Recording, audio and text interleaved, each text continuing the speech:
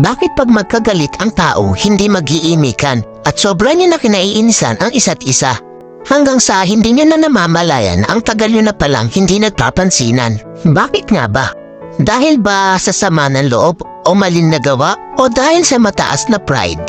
Sa sobrang taas ng pride, nagpapakiramdaman kayo kung sino ang unang hihingi ng tawad. Paano kung pareho kayong ma-pride? E di habang buhay na kayong walang pansinan at mag-iinisan, di ba? Alam niyo ba ang kasabihang, it's better to lose your pride because of your love than to lose your love because of your pride? Hindi naman masama kung itapon mo muna ang pride mo para sa taong mahalaga sa'yo. Kaysa naman itapon mo yung pinagsamahan nyo ng dahil lang sa pride mo.